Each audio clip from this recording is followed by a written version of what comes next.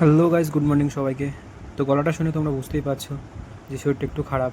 আর আগের দিনকে মাঠে গেছিলাম, একটু দৌড়াদৌড়ি করেছি, একটু এক্সারসাইজ করেছি, সেই জন্য পায়েও প্রচুর ব্যথা। তো সেই জন্য আর মাঠে যাইনি আজকে। তো আজকে সকালবেলা উঠেই পড়তে বসে গেছিলাম।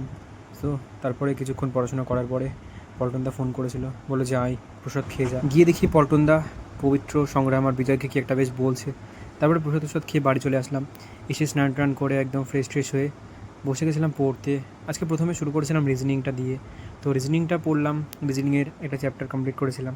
তারপরে শুরু করেছিলাম হিন্দিটা গাইস আগের থেকে অনেকটাই ভালো লাগছে পড়তে, আর এখন তো রিডিং পড়তেও আটকায় না, সো ভালোই লাগে।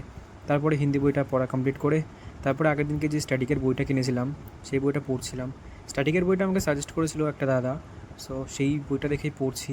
এখানে অনেক রকম ডিটেলস দেওয়া আছে আর পড়তে বেশ ভালোই লাগছে। যারা যারা এখনও চ্যানেলটা সাবস্ক্রাইব করনি তারা অবশ্যই সাবস্ক্রাইব করে নিও। আর ভিডিওগুলো কেমন হচ্ছে অবশ্যই তোমরা কমেন্ট করে জানাতে। দেখা হচ্ছে পরের ভিডিওতে, ততদিন তোমরা মোটিভেটেড থাকো, পড়াশোনা করতে থাকো আর এইভাবেই স্ট্রাগল চালিয়ে যাও। So tata.